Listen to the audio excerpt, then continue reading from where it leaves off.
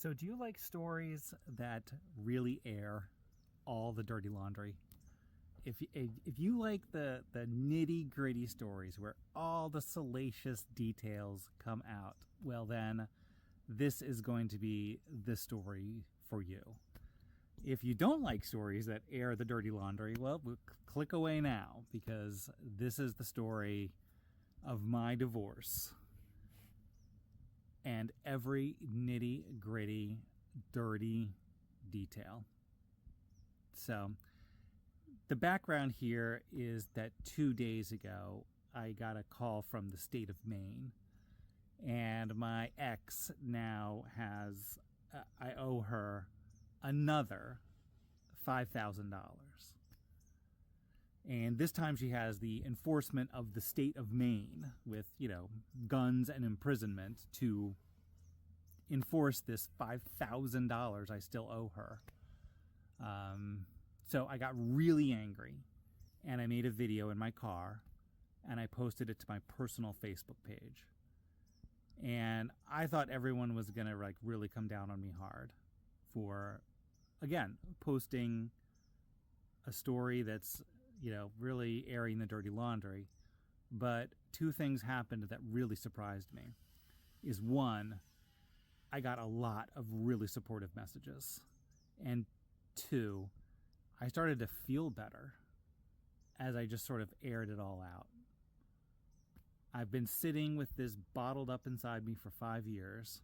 5.5 years now, I guess. I don't know. And what did it get me? It's gotten me depression, alcohol problems. I'm out of shape. I have just a whole litany of problems and issues from this divorce. And I was in the car and I just started belting out how I was feeling and the story. For the first time in a long time, I felt better. So here's the video. I uploaded 4 videos to Facebook. And I'm going to start re-uploading them now to TikTok. I don't know how this is going to go over on TikTok. I think a lot of people are going to say, no, keep all of this bottled up inside you, Matthew. Don't discuss this kind of thing on social media. I don't care anymore. I don't care anymore. I don't care. I started to feel better when I started talking about what happened. And so I'm going to keep talking. And these 4 videos that I'll sort of re-upload here to TikTok, it's just scratching the surface. We haven't even hit the real salacious details, believe me. The real bad stuff has yet to come. And I'm going to just do a series of videos, and I'm going to tell everything. So here's that first video I uploaded in the car after the phone call from the state of Maine. So I just got a phone call. I'm smiling not out of happiness, I'm smiling out of frustration. That I owe my ex $5,000 more now. So let's just get a couple things straight here so everybody knows. I had to give her $1.1 million to get out of this marriage because she was having sex with strangers in hotel rooms. They weren't all strangers. She knows who some of them were, but others she has no idea who they were. They were just random guys off Tinder. A lot of them were married. One of them was a married South Portland cop that she was fucking. But I owe her $1.1 million. I've given her about another $100,000 in child support. And now I still owe her, 5.5 years later, another $5,000. When she was the one who destroyed a family, destroyed the teenage years of our daughters. And she destroyed my life as well. But she gets all the money. That's the way it happens in Maine. That's no-fault divorce.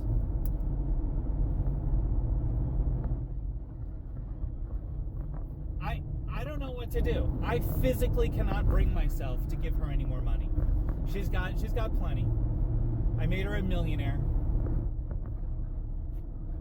for what she did. She's in the hotels, fucking strangers, destroying a family. And in these days, we reward that. We reward that.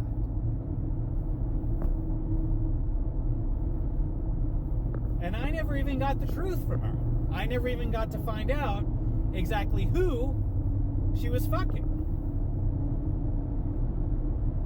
She says they were strangers. We'll take her at her word on that one, I guess. But no, I think so. Some of these people were my colleagues. That's why I sold my company. I'm not going to go through the rest of my career wondering which one of the people sitting across the table my wife was fucking. While I was raising the girls, I was taking them on hikes. I was taking them up to camp. I was taking them camping. I was working for the betterment of our family. But all that just goes away when she decides she wants to fuck strangers. And then, 5 years later, I'm still paying. She's accepted no responsibility, no accountability. She's paid no price for what she did.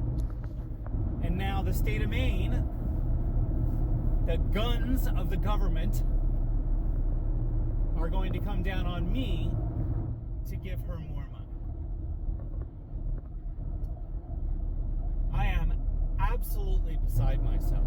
I cannot believe, one, she has not accepted any responsibility, financial or otherwise, for what she did.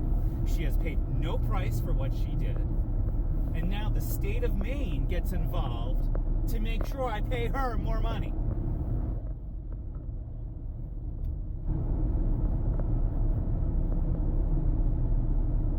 I cannot do it. I cannot give that whore any more money. I cannot do it. I can't do it. So here comes part 2 of airing the dirty laundry. And this video was made directly after the first video. So the first video, part 1, was made directly after the phone call from the state of Maine. And the second video was made directly thereafter.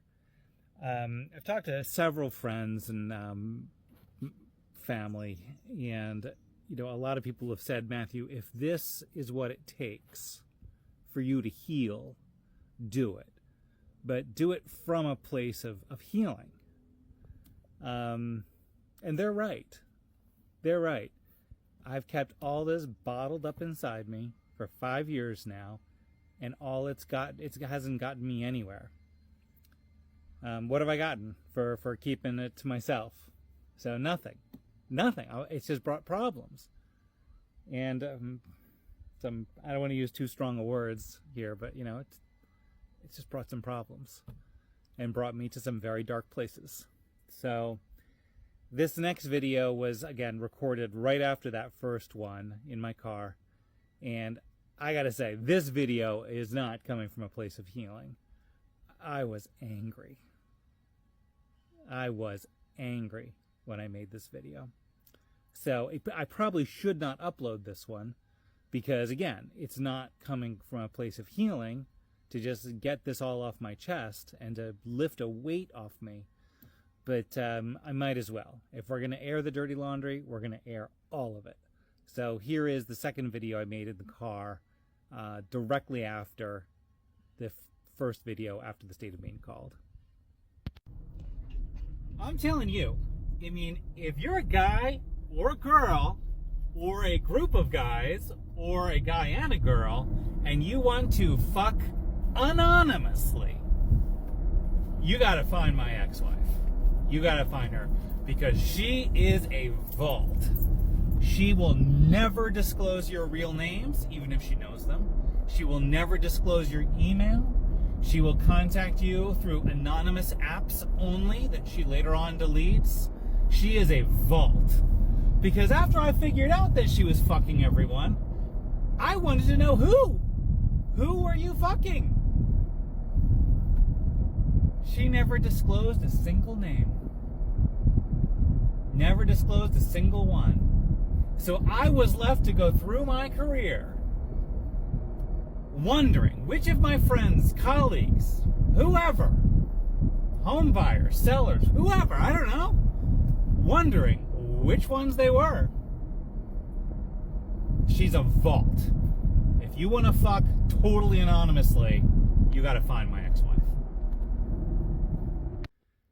All right, this is part 3 of airing the dirty laundry, and I just want to take a minute here. I don't think I've made clear just how deep we're going to go. I mean, this story has violence to it. It has claims of SA. I think I'm not allowed to say that phrase. Theft, lies, addiction. It's a mess, this story. It's a mess. But we're going to go through it all, every last little bit. So this third video I made and uploaded to Facebook, my personal Facebook page, sort of that night. And I wanted to give a real shout out to the subreddit Infidelity, the Infidelity subreddit, because she actually went on the Infidelity subreddit seeking forgiveness and understanding.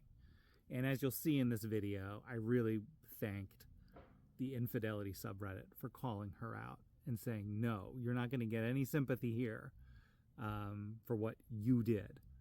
So here's the video. It's self-explanatory, and we're going to get into some new material soon. But I just wanted to let everybody's on the same page. I want to upload to TikTok the videos that I uploaded to Facebook over the past 2 days. So I did 2 videos earlier today on Facebook, and I also uploaded them to Instagram. And I think I should upload them everywhere because, you know, I was just so, I mean, I hate this word, triggered when the state of Maine came after me today to give her more money, even though I've given her well over $1 million for destroying a family, destroying the lives of 2 teenage girls, and destroying my life. And now the state of Maine, with basically the power of enforcement, imprisonment. You know, people talk about what is the power of government. The power of government is guns in your face. And now she has guns and the power of the state to collect even more money from me now. So I just got so upset, and I just put that, you know, those 2 videos out there. And I'm not I appreciate I've gotten lots of messages of support, and I appreciate that. Gotten some messages of concern. I appreciate that too, but I'm just done. I'm done waiting for things to improve. And I'm done waiting, sitting on all this knowledge, thinking, well, if I just sort of keep to myself, you know, eventually things will get better. And no, they don't. So fuck it. Everything's coming out. Everything. So, if, you know, I'm going to put it on Instagram. I should put it on TikTok, really. And I'll put it on Facebook, definitely, so the local community can know who's out there. And I'm going to tell everything. I mean, there's a lot of dirty laundry to air here. A lot. And I'm just going to let it all out. I mean, fuck it. What do I care? You know, I don't care anymore. So let's get it all out there. So I'm going to put this on Facebook and Instagram too. I think what I should do is string these together and put them on Reddit for Infidelity, because she actually posted to the Reddit Infidelity subreddit looking for sympathy. And thank you, Reddit, for not giving in to her and calling her out for the destruction she caused. She got no sympathy from the Reddit, the subreddit Infidelity. They called her out and basically said to her straight up, and I printed it all out. They said to her straight up, infidelity is not a reaction. Oh boy, let me get this right. I should have looked this up before I recorded this. Infidelity is not a reaction to something else going wrong. It is the wrong action itself. That is the wrong action. And they had so many insightful things to say. And I got on there and I said, look, I'm the guy she cheated on. And she immediately deleted her account. But I read what everybody said to her, and it was brilliant. It was brilliant about how much damage she caused. And again, no consequences. None. Zero. So let's get it. So this is the 4th video I posted over on Facebook, and this starts to get into some of the nitty-gritty here. So how did I find out? So there's not really much to say about this one. It is what it is. But yeah, this is the video of like it's really the first part of like how I found out. So enjoy. By far, one of the most common questions I get is, how did I find out she was cheating on me? That's from men, from women, friends, family. Everybody wants to know how I found out. Well, here it is. First of all, I had no clue. I loved my wife. I loved my kids. I loved my life. Everything was idyllic. We had a 4-bedroom house in the suburbs of Wyndham. I had a great job, loved my company, loved my staff. We had this camp that they could go up and go swimming at. My ex-wife, she kind of worked, but not really. I mean, she was the boss's wife. She kind of just got to come and go as she pleased.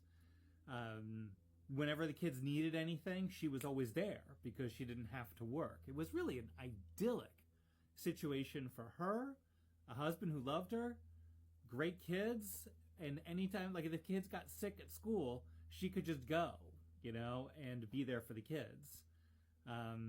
It was just such an idyllic situation. And it was January 31st, 2018. We were at a late lunch, early dinner. We had just taken the girls hiking, I think. And something I usually did alone, by the way. I usually took the girls hiking and doing stuff alone. And we all know why now. I was doing those things alone with the girls, but that's beside the point. So it was December 31st, 2018. We were at a late lunch, early dinner at Nonesuch River Brewing in Scarborough, Maine. And I remember it was actually like 2 bench seats, like a picnic table. Both girls were sitting on one side, and I was so in love with my wife, I was actually sitting facing her. When you, like those weird body language experts, like if you hate someone or you don't want to talk to them, you turn your back to them, or you turn your side to them. During that whole dinner, I was actually facing her with my legs straddled over the bench seat just because I was so in love. And I was so happy. And I told her every day that I loved her and kissed her every day. Anyway, getting sidetracked again. But as usual, I was having a beer and then ended up going to the restroom.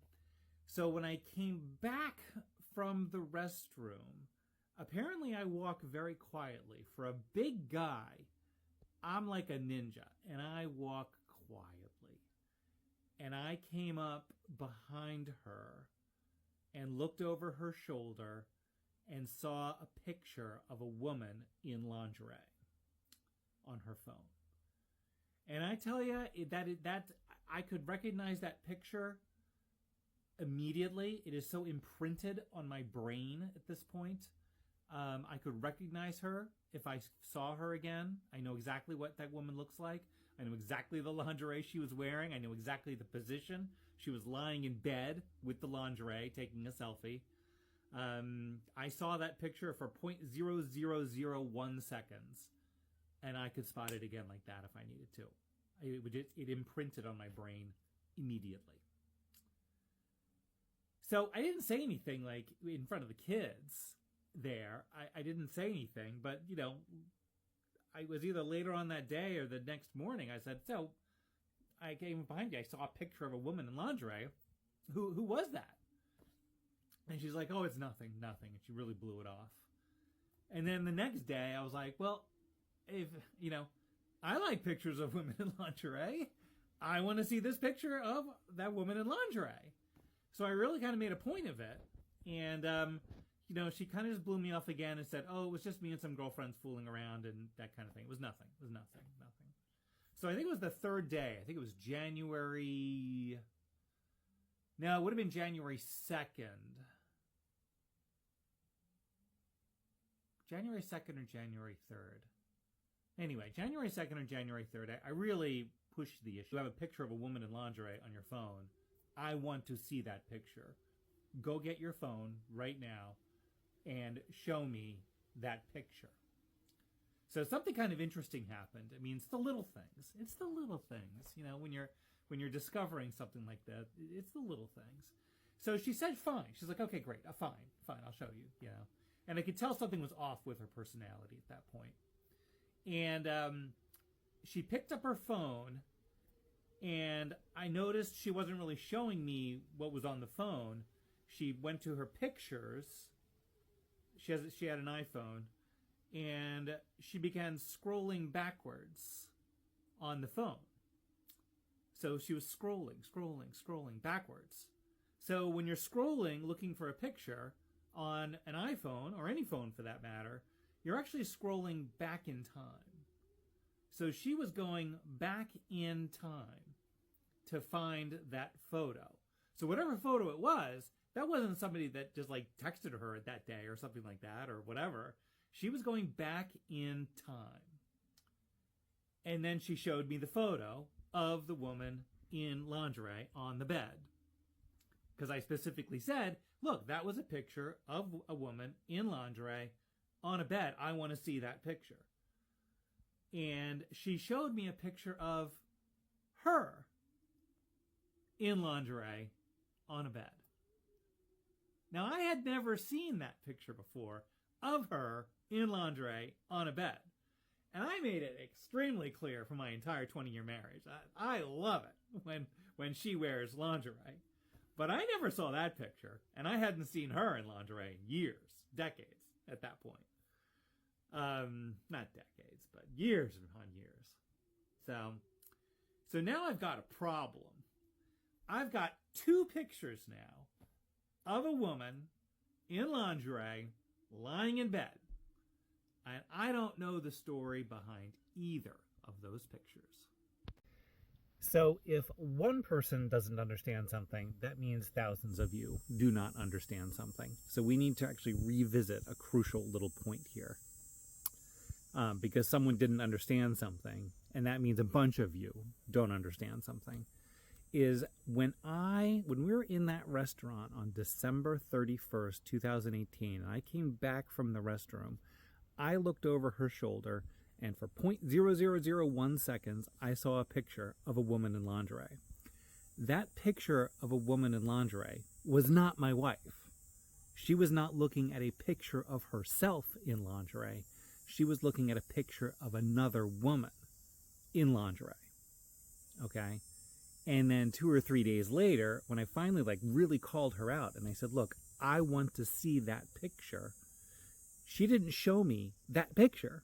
Because I know exactly what that picture looked like. It's burned into my brain. I could pick it out right now of 1,000 pictures. I could spot that picture right away. I could probably draw it. But when I called her out and I said, look, I want you to show me that picture that you were looking at in the restaurant when I came up behind you over the shoulder, she said, oh, fine. That's when she started scrolling back in time. So she's going back in time, months, years, looking for a picture of a woman in lingerie. Well, no, she wasn't looking for that picture. She was never going to show me that picture. She then showed me a picture of herself in lingerie. Does that make sense? Am I missing something here? Is that not getting across?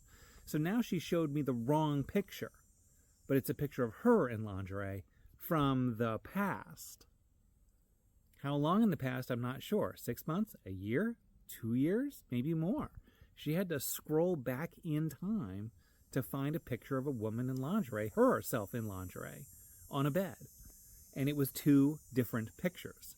So the first picture was a woman in sort of, let's call it gray sweatshirt material, but it was lingerie. And she was like this all the way down her body. And the second picture of my wife in black lingerie, black lacy lingerie, was from the side. These were two different pictures. So I'm getting a message from someone saying, well, why couldn't you recognize your wife in lingerie? I recognized my wife in lingerie. I just didn't recognize the other picture of the woman in lingerie. And that's when this whole charade fell apart. If you had come to me on January 2nd or 3rd, 2019, and said, hey, Matthew, how's it going? I would have said, life is amazing. I would have said, I got a great wife. I love my wife. I would say, I got 2 great kids. I've got a beautiful house. I've even got a cabin up in the woods where we can go swimming with the girls and, have campfires and sing songs by the campfire. I would have said, I have a great job. I would have said, I love my company. I love my staff. I would have said that things could not possibly get better for Matthew if you had asked me on January 2nd, January 3rd, 2019. If you had asked me on January 5th, 2 days later, hey, Matthew, how's it going? I would have told you my entire life is a dumpster fire. I'm depressed. I'm destroyed. And everything has come to an end. Everything. So I posted, 2 videos from the car 2 days ago and 2 videos yesterday, all regarding my divorce. And the first thing is the vast, vast majority of messages have been positive and ones of support. And people have also been direct messaging me privately their own stories of infidelity. And I feel terrible for everyone. And so maybe if my story, as disturbing as it is, plays even a tiny role in someone else healing, that's fantastic. But I think there's no question it's playing a big role in me healing, even 5.5 years later. And like I said before, this story is deep, and we have only scratched the surface here. This story involves violence. It involves addiction. It involves claims of, I don't think I can say this phrase, SA. Those are the initials. I don't think I can say that.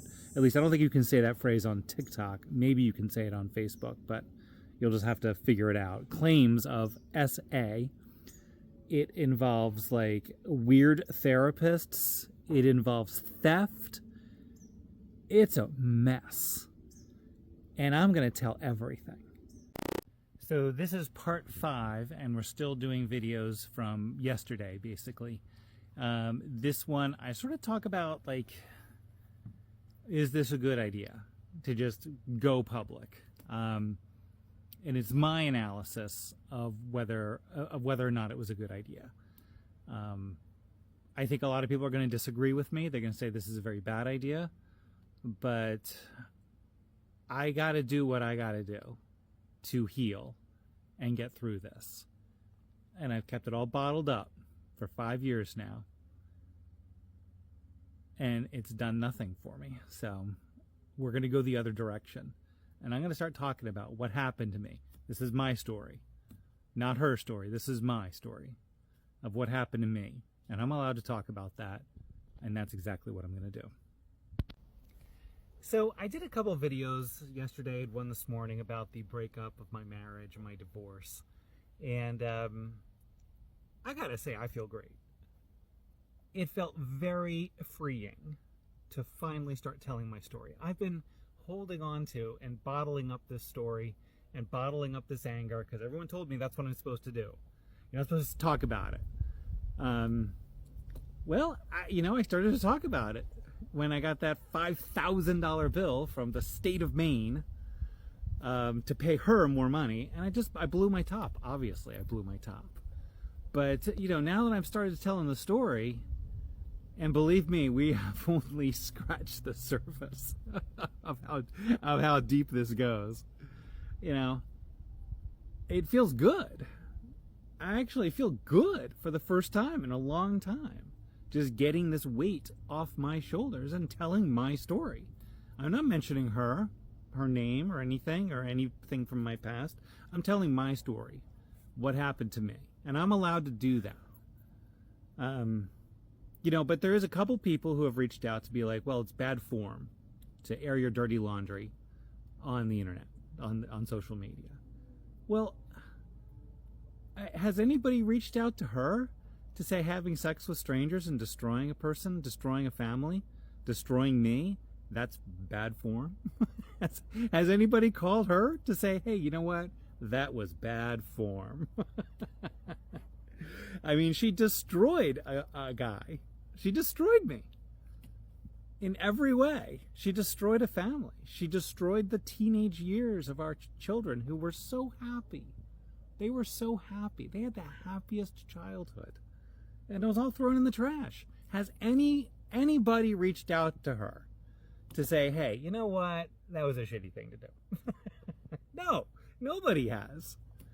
And she has won at every step of the way, except today, where I get to finally tell my story. So, I don't know. I'm not seeing a real compelling reason to tell you guys everything. And believe me, the having sex with strangers is in hotel rooms and destroying a family is not the juiciest part of this story. Believe me, this gets a lot worse. So, I don't know. I mean, people are telling me, hey, it's bad form, to air your dirty laundry. I'm not seeing that. This is my story. She's blocked me on social media, so theoretically she doesn't see any of this, so that's fine. My children don't follow me on social media. They'll never see any of this. So, I don't know. Don't contact her. Don't contact my kids. Contact me if you have questions. And if you think this is bad form, you wait to see what bad form really is. Good morning, everyone. Welcome to part 6 of my airing the dirty laundry. And I just want to make a point here. I don't care. I don't want her to see these. I'm not doing this for her. I'm not doing this for the kids. I'm not doing this for anybody except me. Because I know what I've been doing for 5.5 years. And we'll talk about what I've been doing for 5.5 years to get past this. And it hasn't worked. So, fuck it. I'm trying something different. I really need to try something different.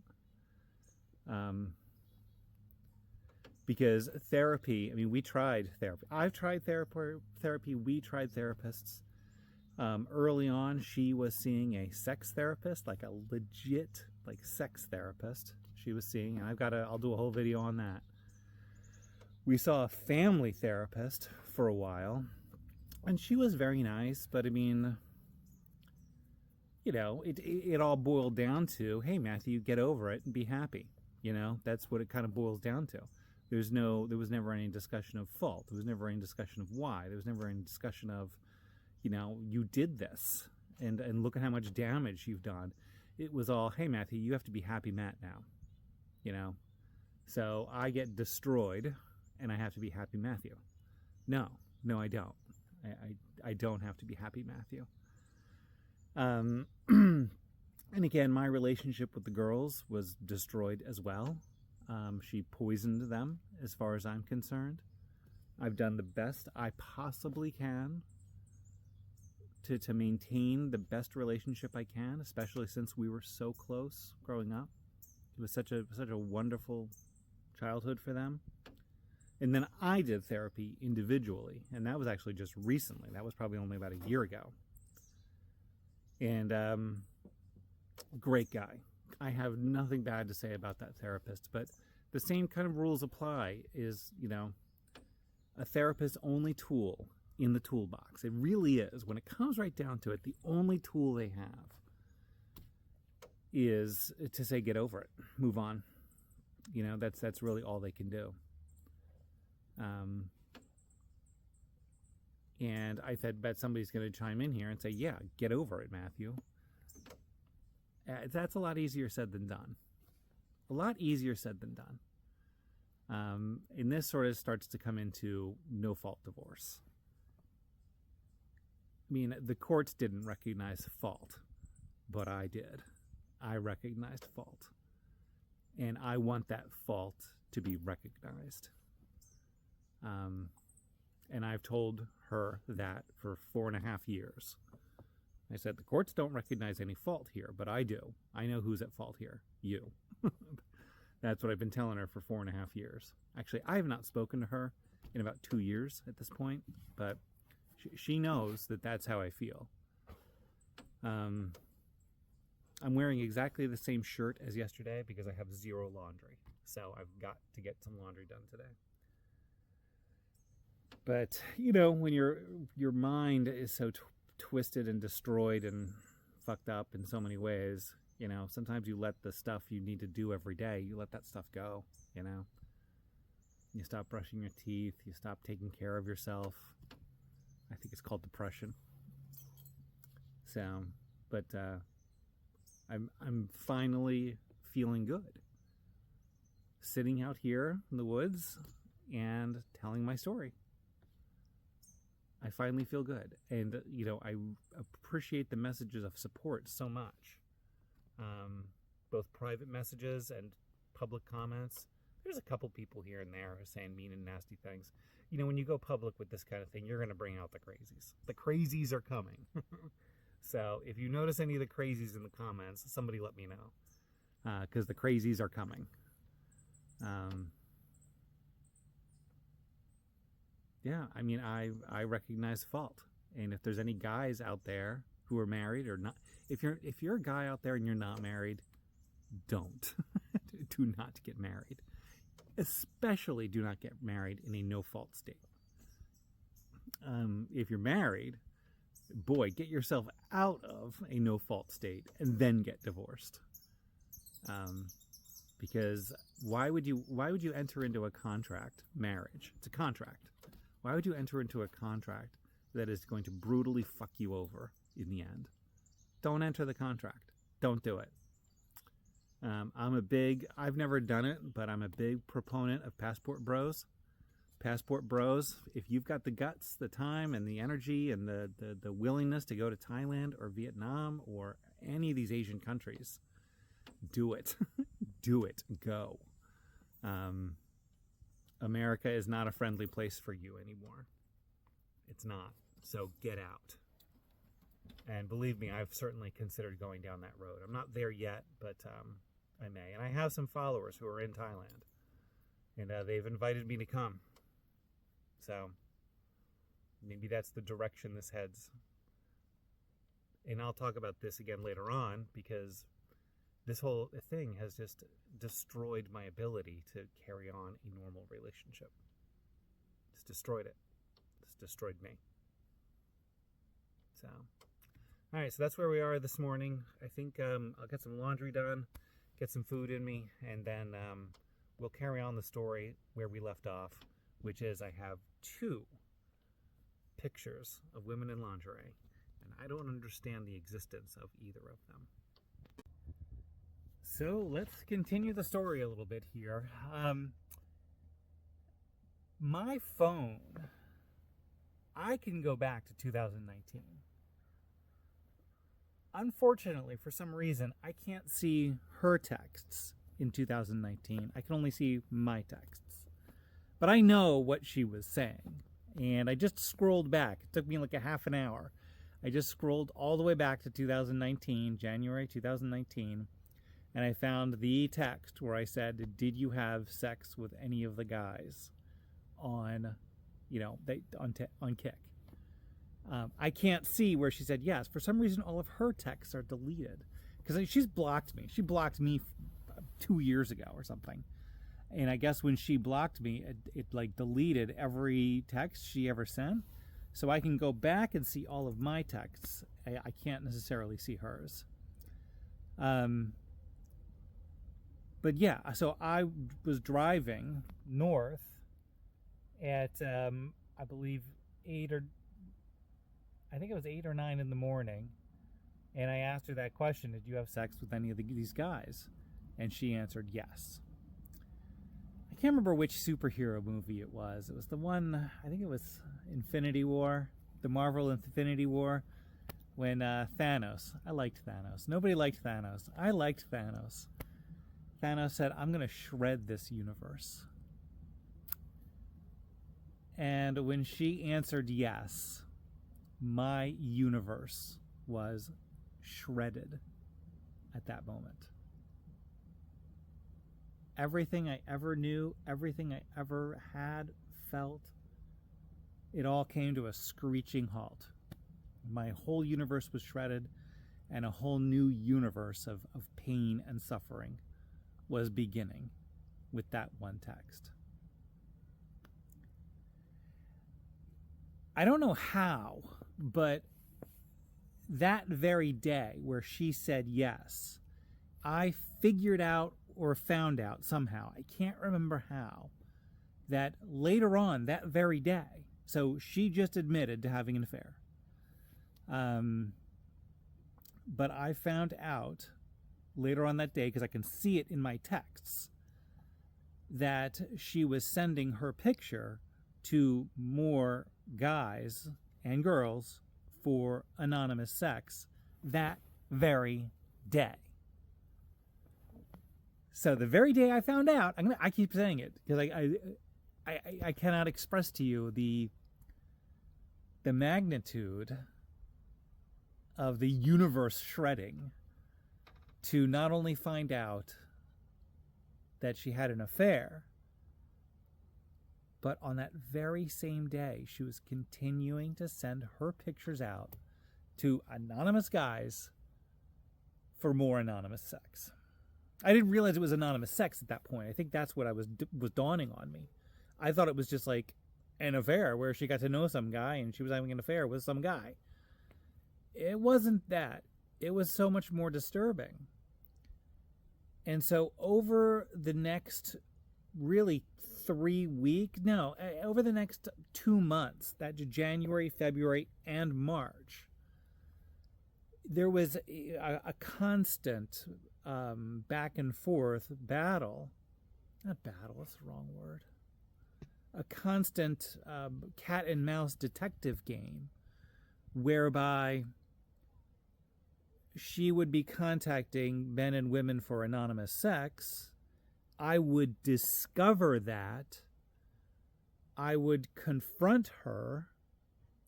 Then she would deny it. She would at first deny it. She'd be like, no, I wasn't doing that. I've stopped that. I wouldn't do that.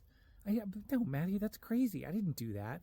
And then I would show her the actual messages, whether they were Facebook messages, Kik, her email, her secondary email I didn't know about. I'm pretty computer savvy. So I was tracking her. And I actually printed out, I don't have them here in Maine, but I actually printed out the messages she's sending guys in February and March after I had already discovered that she was cheating on me. And she's saying to the guys, look, my husband's watching my phone. Contact me only here on Facebook messages or something like that. I have those. I printed it out. So now I had a whole new problem. I had a problem that my wife had an affair, but it was so much more disturbing and worse than that. All during January, February, and March of 2019, I found out that my wife was uncontrollably having sex with strangers. So again, this is where the compassion comes in, and this was my mistake. I have to get rid of the compassion in my life. I have to stop ever showing compassion, because I showed her compassion for what was obviously a sickness and an illness. It was an addiction to having sex with strangers. Men, women, groups of men, groups of women, everything. And it all shows in my texts. And in my text, I had to put a program on her phone called Life 360 so that I could track her whereabouts. And I remember her coming home, from work or from wherever, and she'd be like, look, here. She would actually come to me and say, look, here's my phone. Here's my phone. You can see I didn't contact anyone today. And we would have to be like, together, we would be like, yay, you didn't contact anyone for anonymous sex today. That this might sound like exaggeration or hyperbole. I assure you it is not. We used to have like little celebrations in January, February, and March that she didn't contact men for anonymous sex. I say men, but it's everybody, for anonymous sex. I jumped ahead in the story here a little bit. I really should go back to the night, because I found out on January 4th. That's a D-Day, Discovery Day, they call it in the infidelity community. D-Day. But she came home that day with the girls. She had the girls with her so that I couldn't like say anything or do anything, because I was just so completely focused in January, February, and March in normalcy for the girls. And I pointed at the bedroom. We went into the bedroom and we went into the bathroom and then into the walk-in closet. And I said, what are you? She started crying and bawling, just her eyes out, just crying and bawling. And I said, what are you thinking? What are you thinking? I said, we have children. They were 15 and 13 at the time. Just crying and bawling. She couldn't even get any words out, just crying so much. So I didn't want to kick her out of the house. I said, you got to get out of here. You've got to get out of here. And so she got in the car, and I thought she was going to drive to her mother's house. But she didn't. She went and bought a bottle of whiskey. And then we'll continue this in the next part. You know what? I agree. Let this thing roll. Let this thing roll. I think a lot of people have a lot to learn from this. Let this be an educational experience for a lot of people. Men, everyone, men, women, married, single. There's a lot to learn from this story. And so every single person should, they hit the little arrow on the bottom right-hand side, and I think it says repost. Hit the repost, so that this gets out there to more people. Yeah, let this thing go viral. Let it rip, I don't know what to say. I think, especially like young men, don't get married. I know that I'm going to get a lot of criticism for that, but don't do it. You're entering into a contract that's going to screw you over in the end. Don't do it. So, but again, I think that this has value, this story, for everyone. It has value for people suffering from depression. It has value from people who have been destroyed. It has value for people in relationships. I think I've been sitting on this for so long and bottling it up and getting more and more angry, and it's fucked me over. Let it rip. Let everyone share and share alike.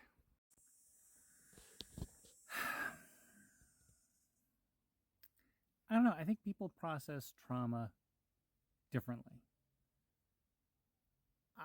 I process it with the truth. I process it with the story. I process it with knowing who. I process it with facts. I process it with the truth. It's wondering what the truth is that is worse for me, at least for me. Maybe for other people, not knowing is better, but I wanted to know. And like I said in a couple of videos previously, I've looked at all my texts. And, really early on, in those really early days of January, she was deleting everything. Just deleting everything. So she was protecting, I call them the Johns, protecting the Johns that she was with, while knowing that she was going to torture me forever because I would never know the truth. So I process trauma with the truth. And that is something that she actively denied me by just going through and just deleting everything. And that I see that when I look back at the texts, and I'm again, I can't see her text, but I remember what she was saying, and I'm on my text on this side, saying don't delete anything, and of course she's deleting everything. So now she's free to lie about everything. That the disclosure, a true disclosure, was denied me.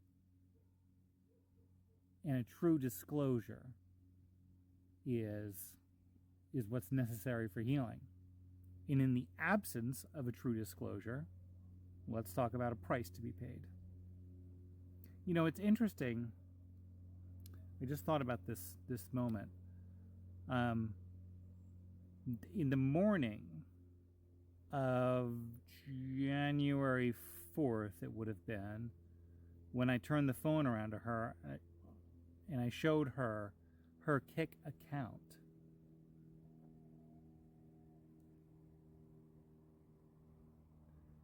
She thought I could read the messages, but I actually couldn't. All I could see was a shitload of messages, a shitload of inbox from a shitload of guys and some girls. But so when she left, she believed I could read the messages. I actually couldn't. So when I texted her later on and said, "Did you have sex with any of these guys?" she had no choice but to say yes, because she thought I could read the messages. So at that point, there was no point in her lying. If she had known that I could not open those messages, she would have kept lying. She would have said, "No, of course I didn't have sex with them. Of course I didn't." That was a lot of. We had that phrase a lot in those first 3 months. Of course I didn't. Of course I didn't. So I got kind of lucky. Otherwise, the lie may have kept going. I don't know. Because I have a character flaw. I believe people. These are two very astute questions. Very astute. And we're going to get into this. This is coming. Yeah, this is we're going to get into this. I will just, I'm not a medical professional. I'm a lawyer, not a doctor, Jim. But for various reasons, I have done a crap load of reading. Like tons, 20, 30, 40 hours worth of reading about NPD, narcissistic personality disorder. Now, I know a lot of people throw around the word narcissist a lot. And you're like, oh, that's just a person who thinks of themselves all the time. They're a narcissist. But there actually is a diagnosable condition called narcissistic personality disorder.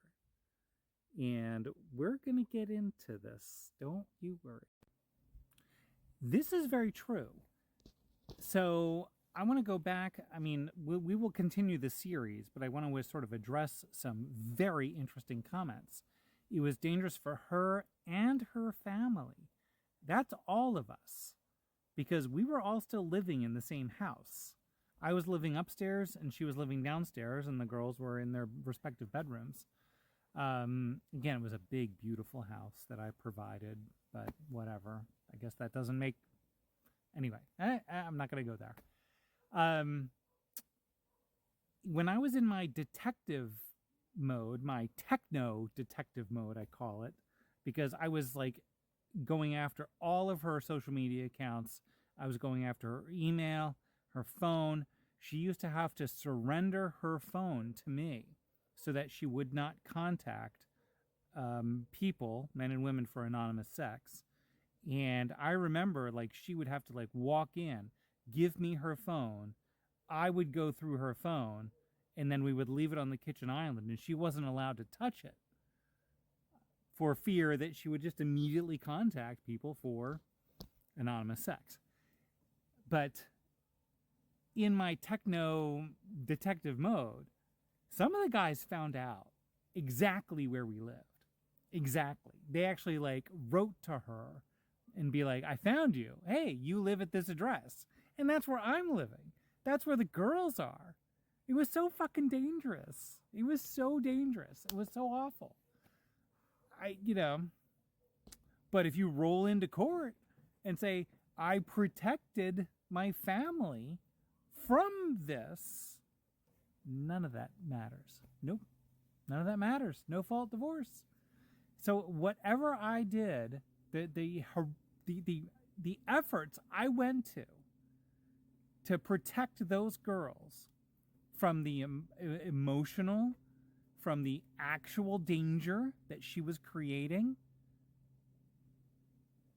the compassion I showed, none of it mattered. None of it was rewarded. None of it was acknowledged. None of it was understood. It's like the classic case of, you did something good for someone else, my family, and no one knew you did it. And that's fine. I did it, and I'm happy. I protected my family as best I possibly could in this situation. But again, the compassion I showed, when it came down to it, was never recognized, rewarded. And to some extent it shouldn't be. Compassion is something that's good on its own. But then when you're faced with such an onslaught of the courts, the lawyers, everybody saying you owe this much. This is the check you have to cut over and over and over again. And then you like reach out to her and be like, wait, don't you bear any responsibility here? Isn't there any fault on you? And then never having, no fault. It's a no fault state. No fault. All right, so let's continue the story while we're taking Bagel for a little walk in the woods here. So when she showed me the picture of her in lingerie, not the picture I saw over her shoulder, I immediately called her out. I said, well, that's not the picture. The one in the restaurant over your shoulder is a different picture. This is you. And I was like, this isn't the picture. And with complete 100% confidence and zero hesitation, she said that was the picture that I saw in the restaurant. I mean, complete, absolute 100%. No doubt. Do you know, like the old George Costanza thing? It's not a lie if you believe it. She believed that was the picture I saw over my shoulder, but it was not.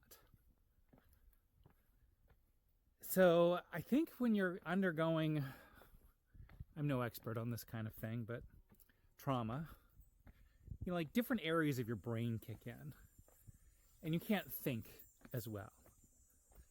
So I let it go. I mean, she was so 100% convincing. I mean, I think this is what they call gaslighting. She was just like, well, no, you saw it wrong. This was the picture you saw. It was a picture of me in lingerie, and that's just something I was sending back and forth to my girlfriends. We were just fooling around. Just with like 100% confidence. So I let it go for like 24 hours, or my girlfriends, we were just fooling around. Just with like 100% confidence. So I let it go for like 24 hours or maybe 12 hours or something. I've been thinking, I came back to her and I said, I've been thinking about this. The picture you showed me is not the one I saw in the restaurant. She goes, yes, it was. Yes, it was, Matthew. That was the picture that was on my phone. She said, you're imagining things. I think she actually even said, you're imagining things. because that's the picture. That's the picture I have on my phone.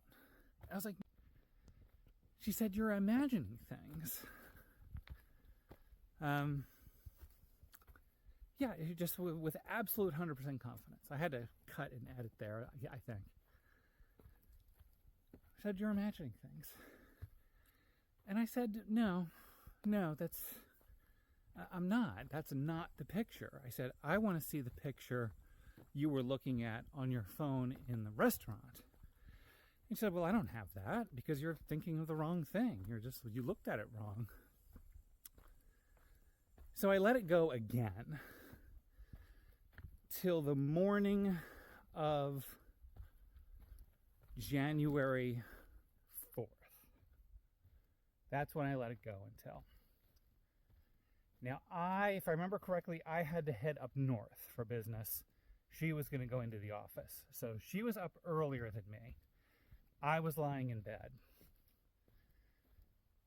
And I knew she used an app. Bagel, come on, Bagel.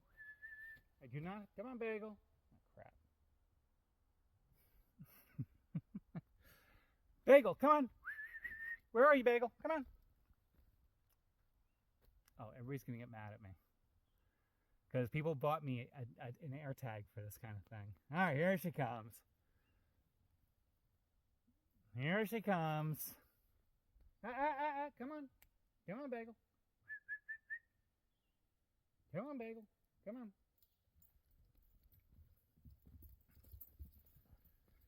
So I was still lying in bed as she was getting up and getting ready because I had to go north up to do some business. And I knew she used an app called Kik. If you're not familiar with Kik, it's basically anonymous texting. You sign up for Kik, you get like a username, and that's pretty much all you need. And you can contact people over Kik if you know their username, which is often just a fake name. And then you can also exchange pictures, information, all kinds of things on Kik. I don't know if Kik is still around. So I asked her what her Kik username was. And she told me. And I wonder if I should say what her username was. I won't say what her username was. It was nothing too unusual. But it wasn't her real name. And then I guessed the password. I kind of knew just from being married for 20 years, like what we each respectively use as passwords. I took a stab at it and I got it. And so when Kik opened up, it was all guys and some girls. But it was mostly like messages from guys. A few girls. And so I turned the phone around to her. And I showed her the phone as she was standing beside the bed. She was dressed and ready to go. And I said, these are all messages from guys. And she started to pace back and forth frantically. You know when you're in the zoo and the animals are starting to go insane? They start pacing back and forth exactly the same way over and over and over again. That's what she started to do. And she immediately, with some sternness in her voice, said, she's pacing back and forth. I mean, really fast. With some sternness to her voice, she said, do not open any of those messages. And then she kept saying over and over and over again. She started repeating over and over and over again. Nothing happened. Nothing happened. It was just fooling around. Nothing happened. It was just nothing happened. It was just nothing happened. Until she just stormed out and got in the car and left. And there I am lying in bed. Now, I wasn't able to get into any of the actual messages. But I don't think she realized that. I think she thought that I got into and read all of the messages from a lot of men and women looking for some anonymous action.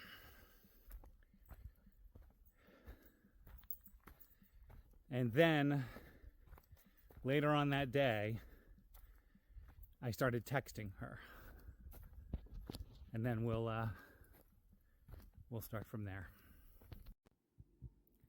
So this will be a short video because I kind of want to identify two things for you to be looking out for in this series of videos. And again, this video is not for her. This isn't for anybody else. I'm doing this for me. This is how I'm trying to heal, because I didn't heal for 5.5 years. And I'm starting to.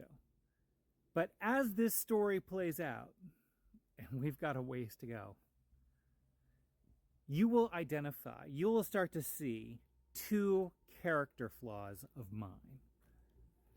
These are character flaws that I have identified years ago, and I have failed to extinguish them from my life. And more than ever, I have to extinguish these two character flaws from my life. I will be happier if I can get rid of these two character flaws. The first character flaw is that I believe people. I always believe them. I don't know. I believe people. You know, even when people around me are like, Matthew, don't believe that person. That person is going to lie to you. That person is lying to you. Don't believe them. I believe them. And that is a terrible way to go through life. Believing people. Don't do it. So if you also suffer from that character flaw, help me to get rid of it, because it needs to die within me. The second character flaw you'll start to identify in this story is compassion. You'll see soon in this story I displayed that. I displayed it over and over and over again, and it got me nothing. That compassion I've displayed through my entire life at different points, it has never done anything. So those are the two character flaws I want you to sort of like be thinking about, these character flaws in Matthew as this story plays out. And it's a constant battle to eliminate them from my life. But as I tell this story again now, all over again, I have to eliminate these from my life. So let's take a little bit of time to talk about no fault. And this is something my therapist and my lawyer banged into my head 5,000 times. But my sense of justice and right and wrong, and my sense of morality, and my sense of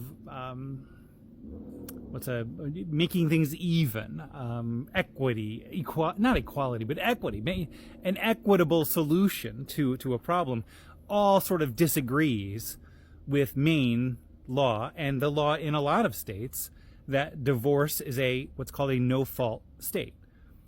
So that means somebody can cheat, lie, steal, destroy a family, cheat some more. You can do whatever you want in your marriage to destroy a marriage, to destroy a family, to cause an incredible amount of destruction in somebody's life. And the courts just don't care. They don't take that into account. So, I mean, I was like screaming to the rooftops in some of these hearings about what she did. And the judge, at least the judge and the female judge in one of them, it doesn't matter that it was a female. Everybody's going to come down on me hard. Same with the guy judge. I mean, they both just sort of like, okay, so we got to divvy this up, you know. And I don't care what anybody says. It didn't get divvied up evenly. And that's partially my fault. You know, I was hellbound, or I was going to do whatever it took to get this done quickly as possible for the girls. I didn't want to do a trial. I wanted to maintain normalcy for the girls as much as I could. So I showed compassion to her, and we will talk about that compassion more. I did everything I could to maintain normalcy for the girls, and none of that came back to help me out. Never show compassion. Never. It doesn't do anything for you. It hurts you. It hurt me to show compassion to her. Because she was having sex with strangers over and over and over again. And she could have been killed. She could have been killed and thrown in a ditch. I did not want the mother of my children having sex with strangers and in a dangerous situation. Our girls, especially our older one, needed both of us. But her actions sort of pushed me out because I couldn't stay with that. But again, the courts don't care. I could go to the courts and say, hey, look, you know what? I was really compassionate early on here when she was off having sex with strangers. It doesn't matter to them. They don't care. I cared. But what did that caring get me? Nothing. I mean, the way I think about this is when there's a plane crash. A plane crashes. A lot of people wanted to see my outdoor fireplace. There it is. That is my outdoor fireplace. So there's a plane crash, and let's say people die on the plane, let's say people die on the ground, and there's a plane crash. Awful. It's a tragedy, no matter how you look at it. So eventually the CEO of the airline that crashed eventually has to come out and do a press conference and talk to the press. I mean, does he get to go out after the plane crash and say, you know, let's just all move on. You know, there's no sense looking back at what anyone did. We have a no-fault airline industry where there's no fault in the airline industry. And, you know, it's just a shame that all this tragedy happened, but let's just move on. And then to turn to the survivors, which would be me in this case, I'm the survivor of this tragedy, and say, you know, not only do you need to move on, let's just be happy about it. Be grateful and happy for what you have. You know, what a load of shit, you know? No, when a plane crashes, you do an investigation. When a plane crashes, you start asking questions. When a plane crashes, you pull the emails, you pull the documents, you pull everything. And you examine everything. Was it the maintenance guy's fault? Was it the pilot's fault? Did somebody screw up somewhere? The airline industry? Did the traffic controllers screw up? We got to find who screwed up, why. And then, you know, guess what they do? They assign fault. They assign fault of whose fault that plane crash is.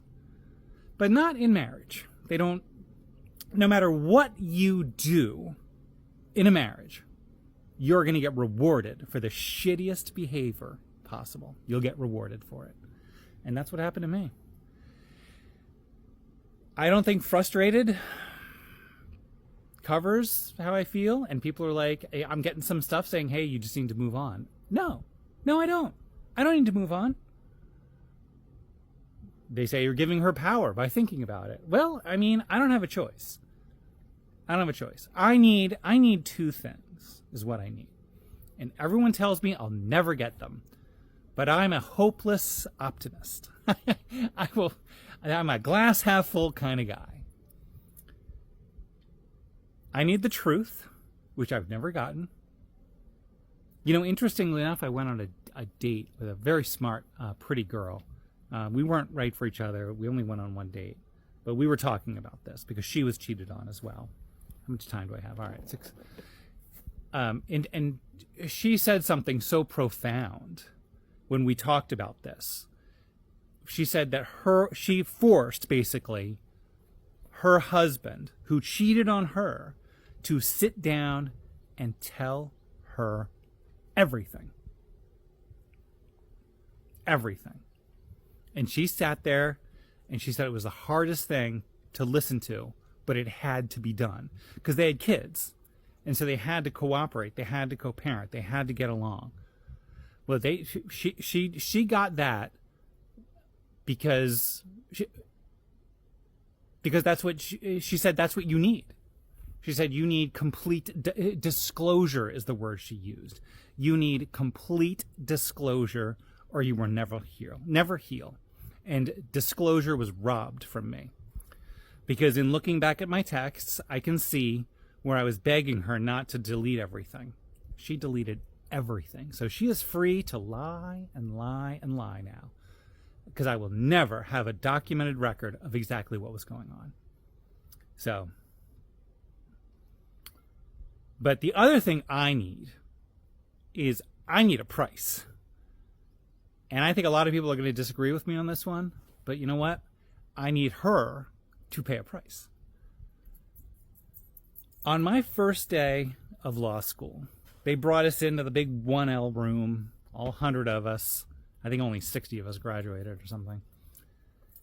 And they had a personal injury attorney come in, and he said, so this person A behaved negligently and injured person B, and now person B has a limp. And person B will never walk normally again. They will never run or walk normally again. They can walk, but they walk with a limp, and they'll never be able to run because of what person A did. He said, do we go over and injure person A's leg now to make it even? He said, no, that's not how we solve these problems. When someone gets hurt and there is a tragedy and something happens and we know exactly whose fault it is, we solve that problem with money. All right, let's do this. Part 12. So the date would be January 4th. She admitted to having an affair, or at least having sex with, some of the guys on the Kik app. And then I discovered that she was sending her picture out that very day to more and more men looking for anonymous sex. No strings attached. That day. She came home. I brought her into the walk-in closet, and I'm like, what are you thinking? That's what I just kept saying over and over again. I just kept saying it over. I was like, what are you thinking? What were you thinking? And I gestured to the house, the girls. I gestured around, and I said, all this goes away. All of this. And she was crying, and she got out of the house. I don't want to use the phrase I kicked her out of the house, but I just said, you have to go. You have to get out. Go. I told her to go to her mother's. But she went and bought a bottle of whiskey, and she proceeded to go downtown Portland to the large parking lot right beside the Back Cove, where you do the Back Cove walk. She parked there, and she proceeded to drink more than half of the bottle, which is quite a bit. The cops eventually, she either called a cop that she knows, or the cops came and got her. I think she called a cop that she knows. And she was out of control, drunk, sitting in her car with the cop. Plural, cops, plural. I was calling her. Again, compassion. I gotta get rid of compassion.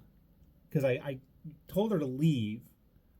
I had her on Life 360. I could see where she was. Again, she actually gave me permission to track her whereabouts.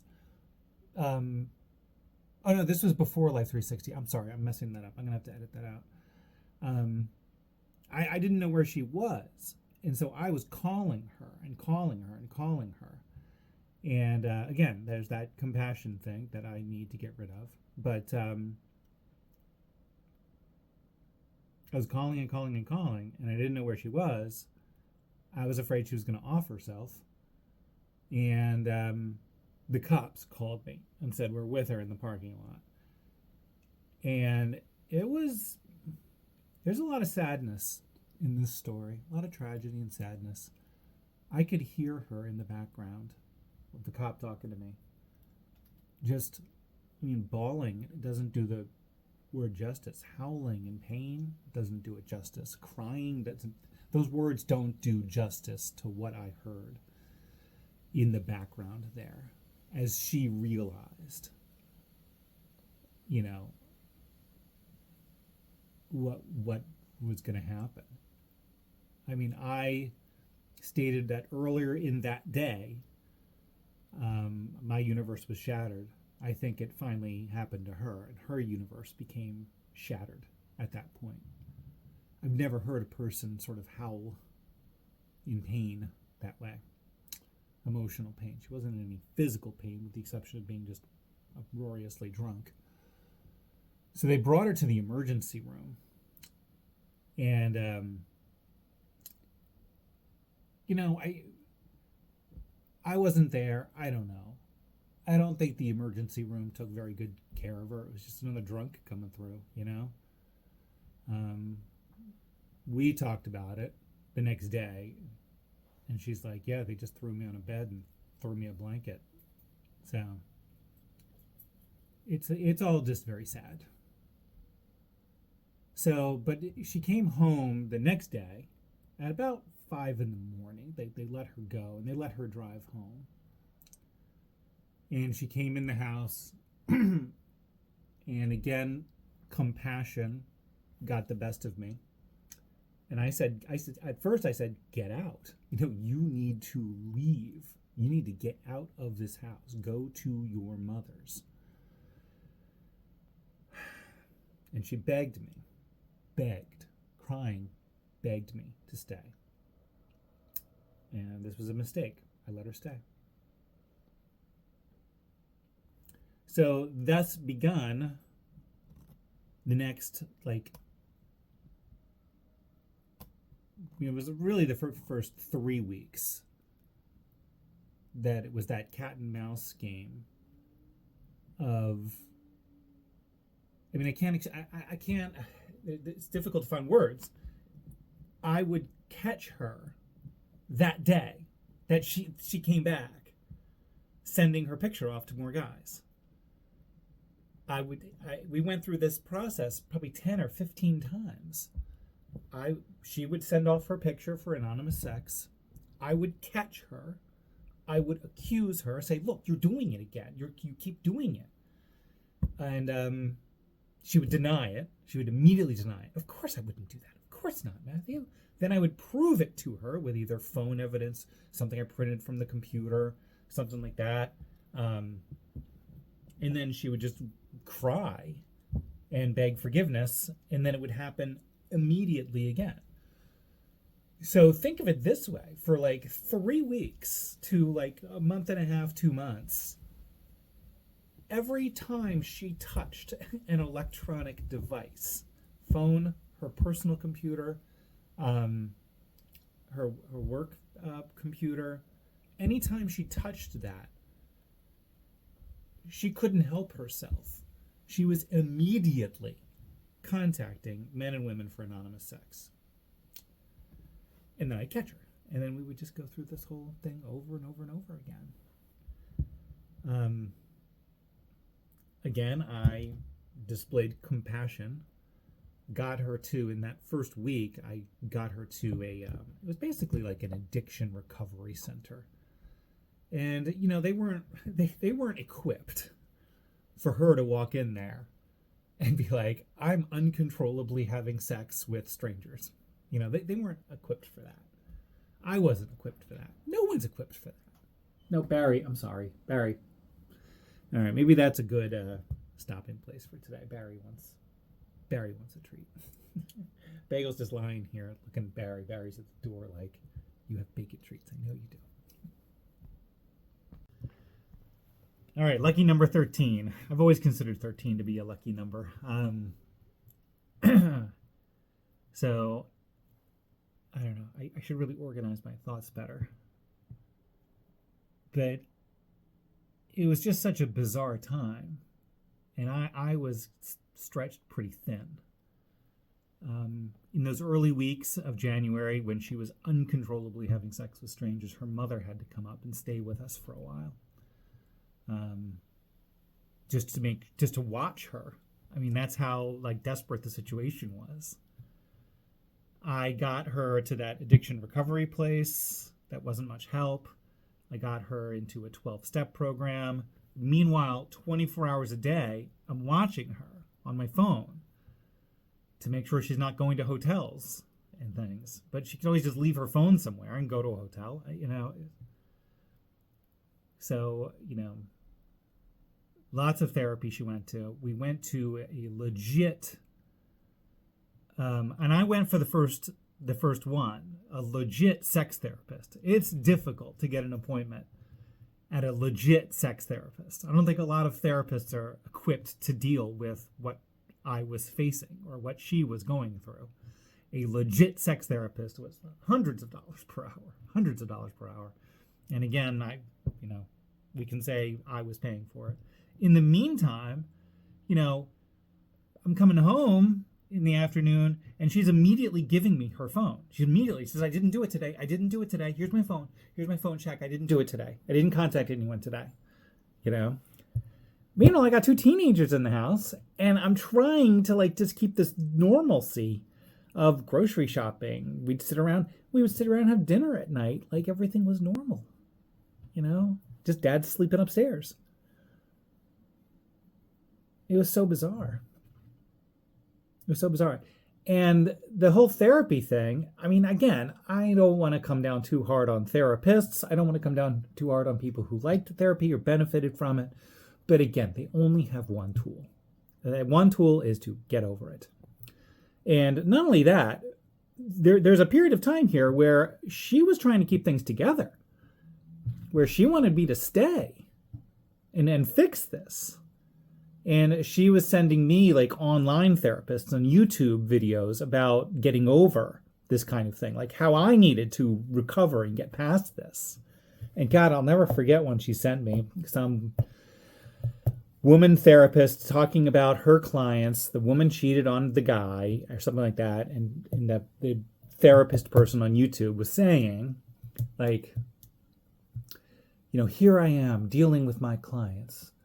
A man in terrible, awful pain who's been betrayed, and a woman going through a journey of self-discovery. And I'm listening to that like, what the blank? I'm supposed to start treating this as a journey of self-discovery? No. And again, one therapist, she told me this. She said one therapist figured out that it really wasn't her cheating. That was someone else in her body.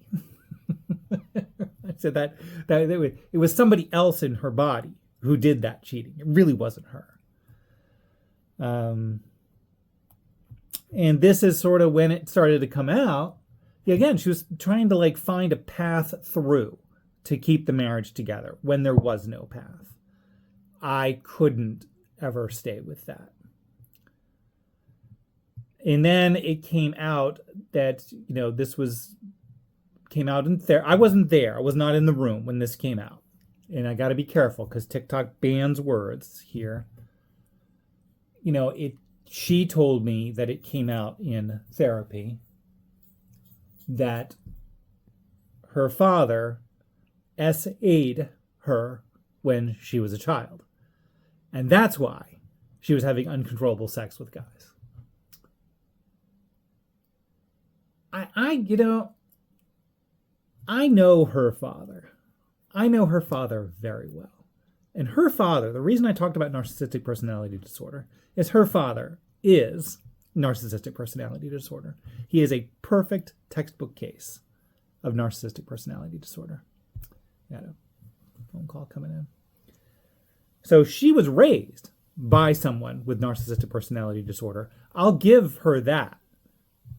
But you know what? I know her father, and he's an asshole, and he's an NPD. But he did not touch his kids. Nope. I don't believe it for a second. I think that she concocted that as an excuse that she thought would get sympathy from me, leading to her goal of me staying. It's also fucking disturbing. And meanwhile, I'm trying to run a multi-million-dollar company with 5 offices and 25 employees. During all of this, I have to just get up in the morning and deal with like the normal stuff. I mean, the pressure on me, I was just stretched thin. I was stretched thin in these times. So I think that was just sickening for her to throw her father under the bus that way. Because I don't think that ever happened. I think that was a false claim of SA. I mean, she never actually made the claim publicly, but she told me through her with her therapist that she discovered it, that's why she was doing it. And I don't believe it at all. I think she threw her own father under the bus with a false claim to get sympathy, to try to excuse her behavior.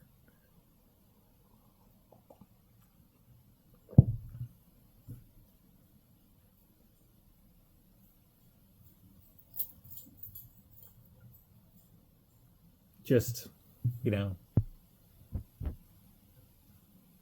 then having to sit down at dinner. How's your homework? Oh, let's make sure we get your homework done. How's school? The wonderful little moments of I grew up eating dinner, with my family every night, and I wanted a family and to eat dinner every night, and there was all this going on, and I'd sit there right across from her to have dinner to make sure things were as normal as possible for my girls.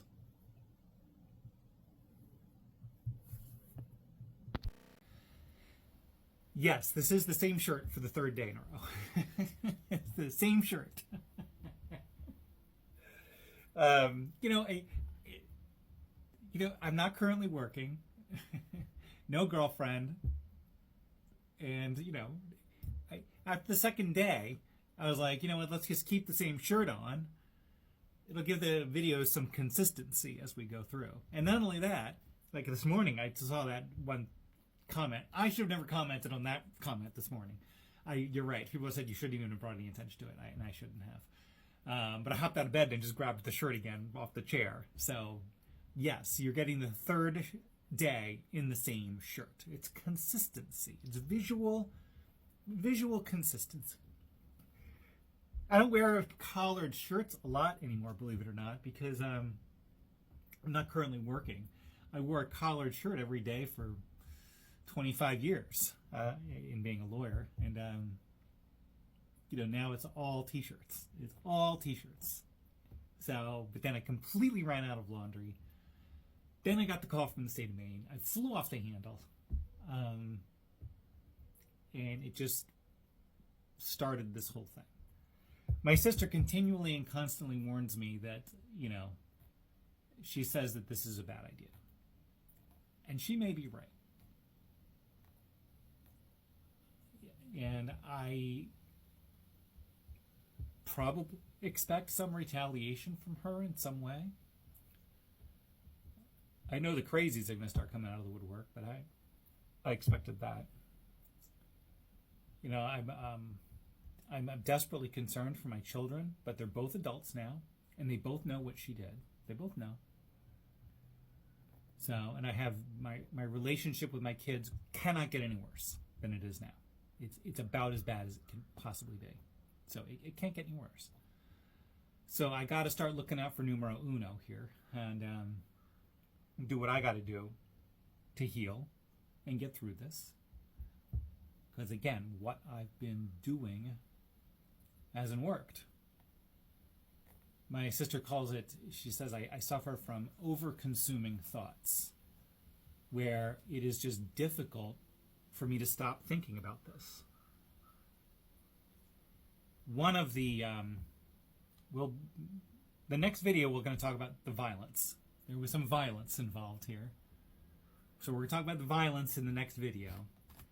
But the family therapist that we saw, she would see the girls alone, she would see her alone, she would see me alone, she'd see us together, she'd see just the kids together, she'd see us, she got the story from, not the whole story. This is the whole story.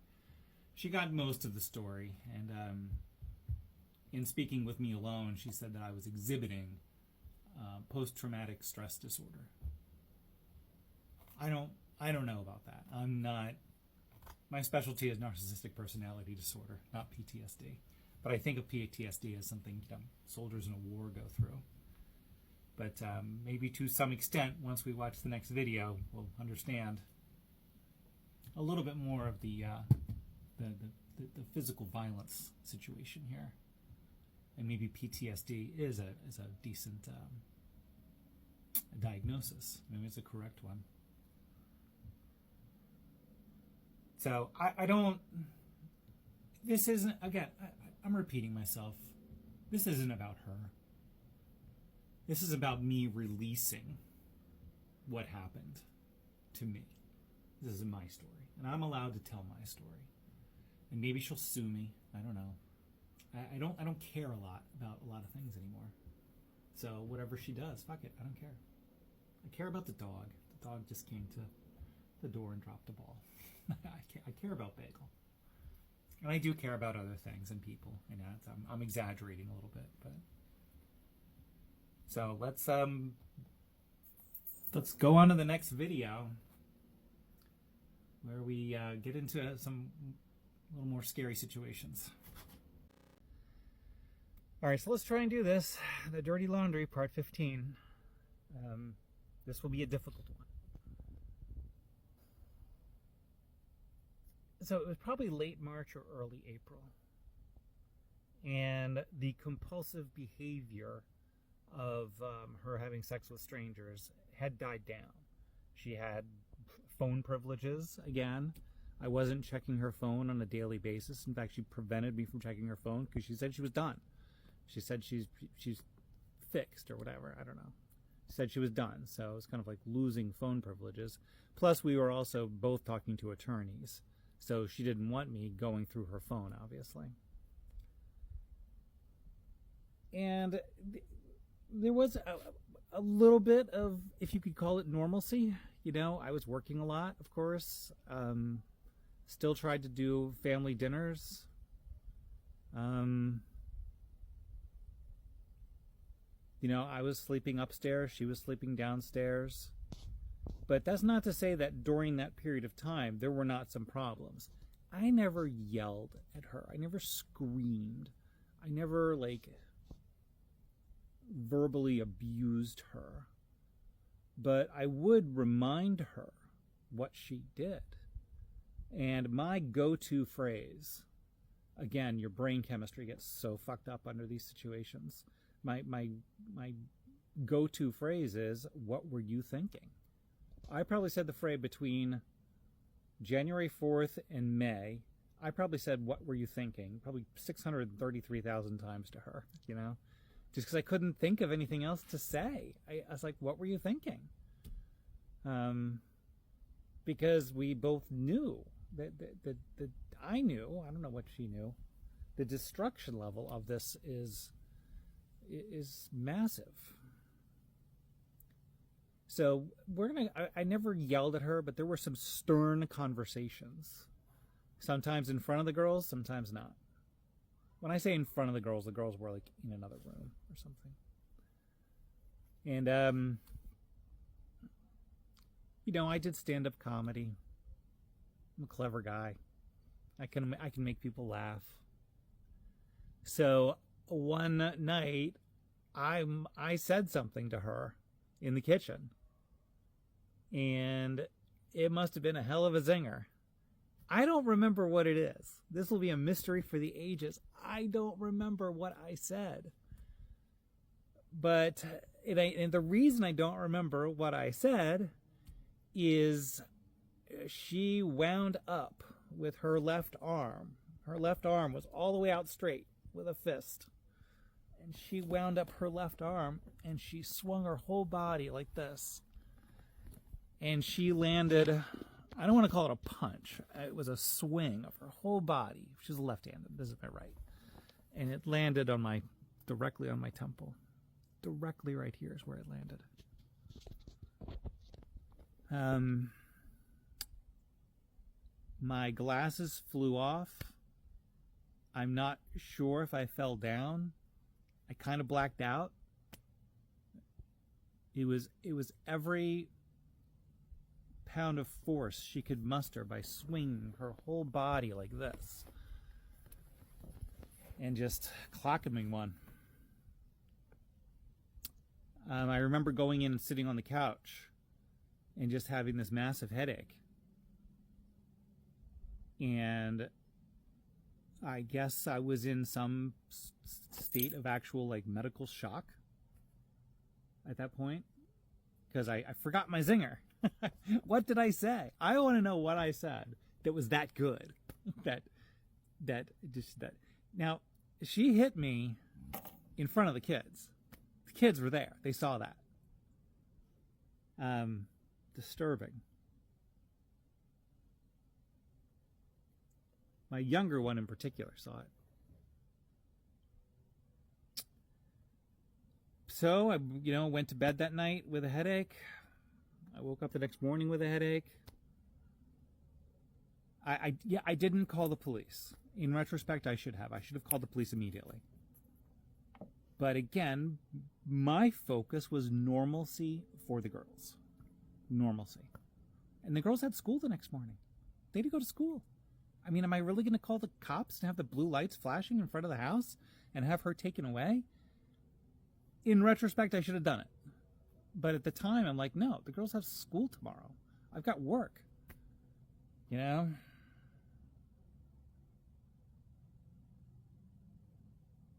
So I woke up the next day with a headache. I went to bed the next day with a headache. The third day, I woke up with a headache. Had a headache all day that day, and I went to bed that night with a headache. And then on the fourth day, I had a headache. And then the next week, I had a headache. And then the next month, I had a headache. And the headache never went away. Ever. I went to my doctor. I went to my doctor to get tested for every sexually transmitted disease on the planet. I told my doctor, I said, look, I need to be tested even for the rare ones, you know?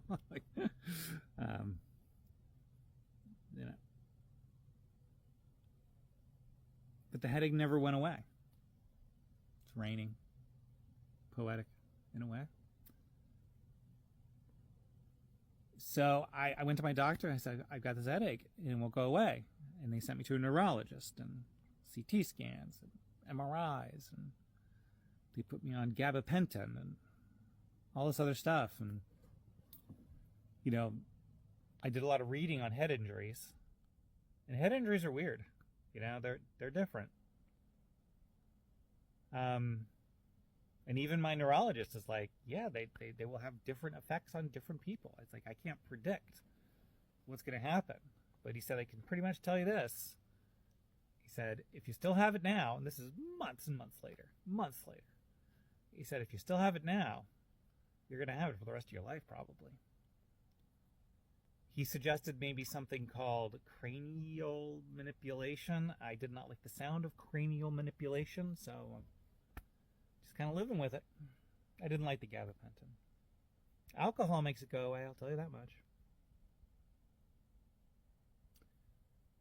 So I eventually did call the police. And it was well after the fact that I said I wanted to make a police report. Rain's getting harder. And I gotta say, the cops treated it as a joke. It's always funny when a woman hits a guy. That's funny, haha. But I forced it through, and I made the police report. And of course, the assistant district attorney who handled it wanted this a buttload of paperwork. They wanted paperwork from me. Paperwork this, paperwork that, paperwork this, paperwork that. When did you just show up and arrest her? That's what I want to know. And they never did. She got away with it. So I have a headache today. I'll have it this afternoon. I'll have it tomorrow. I always have a headache. If I had hit her back that night, I would still be in jail today. She wouldn't have had to submit paperwork. She wouldn't have had to do anything. If I'd hit her back, she would have called the cops. The cops would have hauled me away. I would still be in jail today if I'd hit her back. But it's all good. Everything worked out. And this is another phrase I've said to her. Everything worked out well for her. It's the rest of us that paid a price for what she did. We all paid the price. The girls, me, everybody paid a price except her. She never paid a price for anything she did. So I'll wake up tomorrow with a headache, just like I do every day. Try to make the best of it and hope for the best.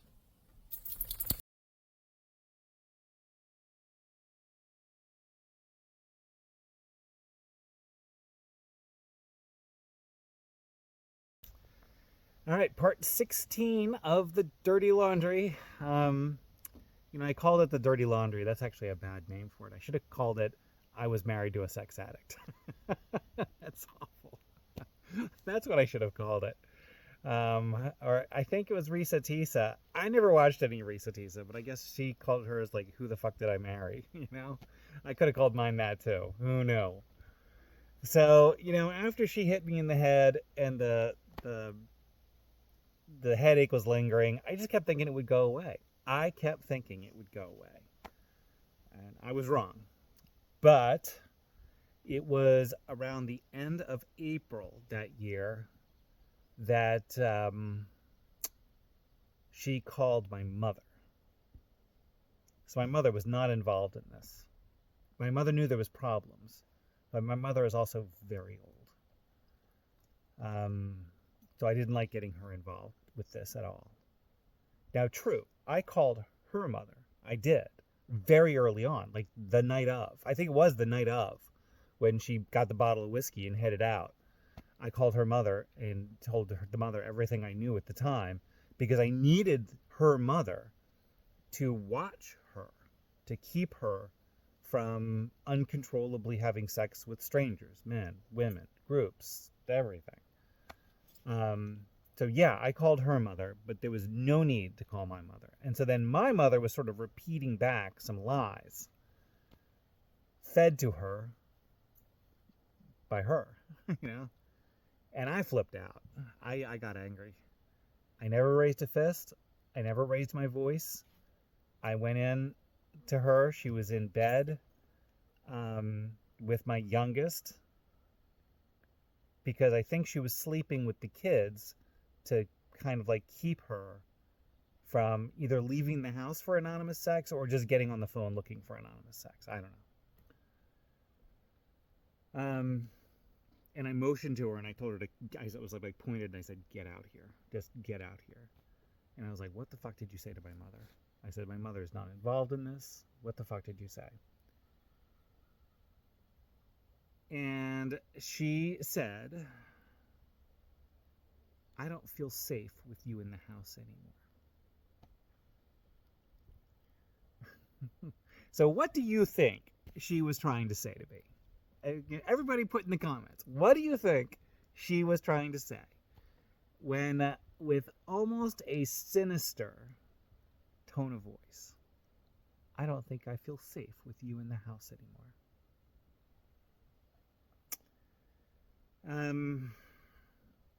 What she was saying is,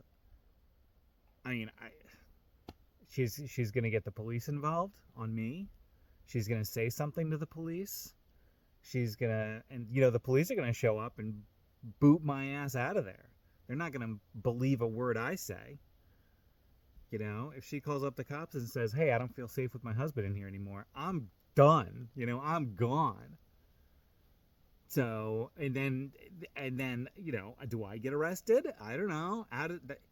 What's she going to say? That's just going to play out very poorly.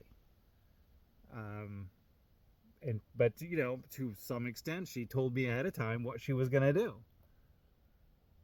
What she really didn't like, she didn't like hearing the truth. That's what she didn't like. And I would remind her quite often in the semi-normalcy that, this was all her fault.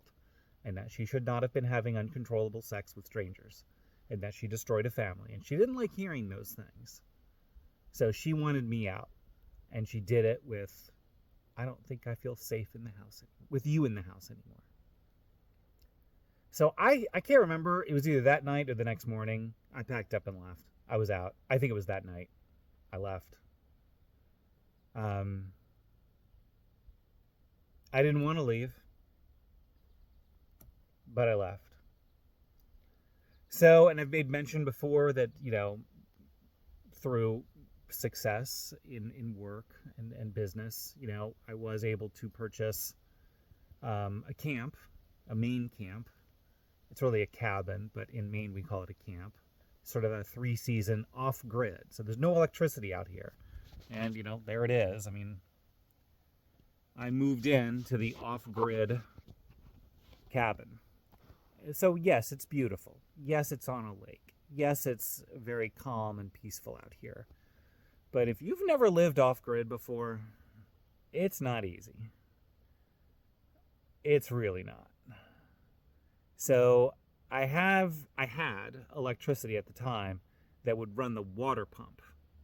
So I would have running water, and I had an indoor flushing toilet. I did not have a shower at all at that point. No shower. But at night, it's dark. Figuratively and literally. Literally, there's no lights around here. And it is completely dark, like hand in front of your face dark. And then you're inside that cabin, which was filled with all these great memories and fun with the girls and everything. And now you're just sitting there alone in the dark. And, I had flashlights and I had like train lanterns. Like the old train lanterns, the old Dietz train lanterns. I got very good with Dietz train lanterns. And it was just some very dark times. And a lot of really dark thoughts started to pop up in my head. So, well, living at the off-grid camp sounds romantic, and it is, in the right conditions, in the right situation. It was not a happy place for me that summer. I ended up living here for 2 summers before I bought a house in the same town that she lives in, so that the girls would have a place to come. And the girls didn't want to come up here. There's a lot of questions about the girls.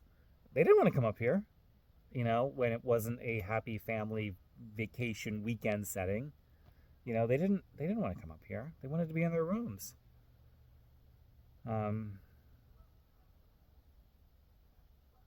So things just really deteriorated with the girls. Everyone's asking me, why did the girls side with her? Why did my relationship with the girls, disintegrate? I'm not going to do a video on that. I'll do a video on her because she's an evil person. I love my girls more than anything else in the whole world. I want to repair that relationship as best I possibly can.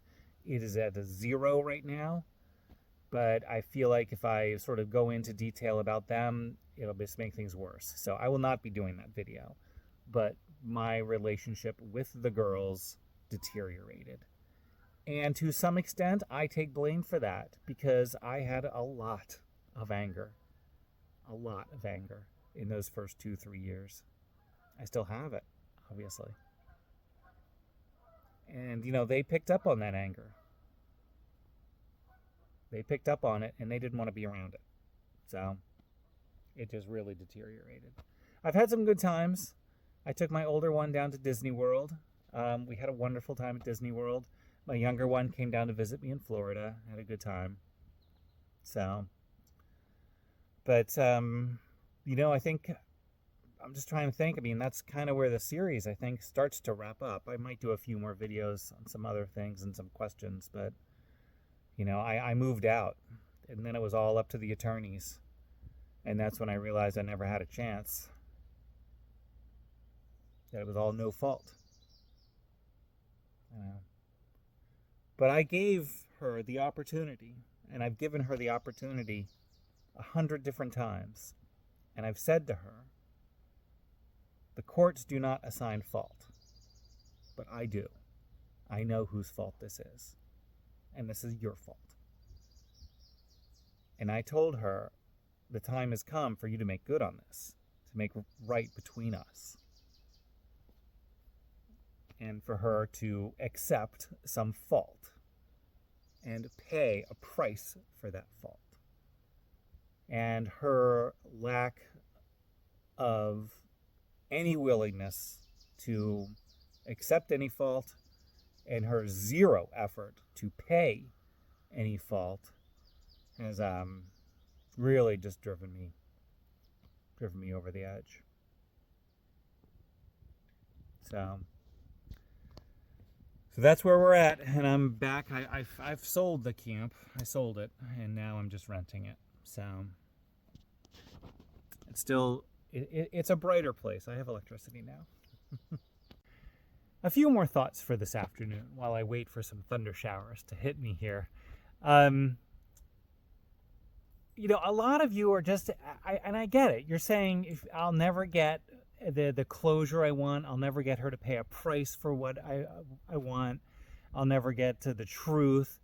And you're couching it all in these terms of moving on and finding happiness and all kinds of terminology for giving up. I mean, that's what it really is. Well, I got news for you folks. She never gave up. She hasn't given up. Why would I give up when she hasn't? Because this last $5,000, I mean, everyone's saying, what's it for? What's it for? Well, it's money I still owe her according to the divorce judgment. And it was that last I think it's the last $5,000. I have no idea. And so I thought to myself, I hadn't heard anything for months and months and months. And I thought, maybe she finally gave up. Maybe she just said, hey, you know what? Let's just call it good. I moved on with my life. I haven't heard from Matthew in a long time. Matthew went out to dinner with the girls. Maybe she'll just finally take that last $5,000, just say, let it go. No, she didn't give up. She didn't give up on one penny. So I don't see why I should either. So yes, I still have the ability in my heart to demand justice and accountability, and I will seek that as long as she's seeking more money out of me. How about that? And then the other thing, there's hundreds of comments. I'm sorry if I don't want to offend anyone. I really don't. Hundreds of comments have said karma will get her. No, it won't. There's no such thing as karma. Karma is a coping mechanism for people who have not gotten the closure or the justice or the accountability that they deserve. You deserve that justice and accountability. And turning it over to the universe, to karma, that's nothing. I'm sorry. That's nothing. So karma, she will never pay a price through karma for what she did. The only thing I can do is continue in whatever way I can to get her to pay a price. And because she's never giving up. She's never giving up. All right, good afternoon, everybody. That concludes every video I have from last summer, when I decided basically to just tell my story. And overall, that was very, very good for me to tell my story. And I felt like it deserved to be told again. And I think I'm going to tell this story forever. And things are good for me. I'm going to rent the camp again this year, so I'll be back in Maine at camp. I love camp. I've got my condo down in Florida. I'm going to be headed back to St. Martin soon. I've got a road trip planned, and I'm going to be doing another trip down to the Caribbean, hopefully down to Grenada, and who knows where I'll go from there. But so things are very good for me, and I'm very happy. I'm still, at least, I will always demand justice and accountability, just like I said at the end of that last video there. But that's also not going to stop me from being happy and living my life. So so that's my story. It's just amazing how quickly your life can change. It's just amazing how quickly your life can change. Everything you thought you knew was not as it seemed. So that's a lesson for all of you. And for those of you who are still watching, if there's any unmarried young men still watching, never get married. I think the institution of marriage should not even be on your radar. Don't do it. Why would you enter into a contract that's gonna crush you on the way out. So yeah, it's been pretty wild to like go through, because as I'm editing it all together, I'm watching it again, and yeah, God, she's such a whore.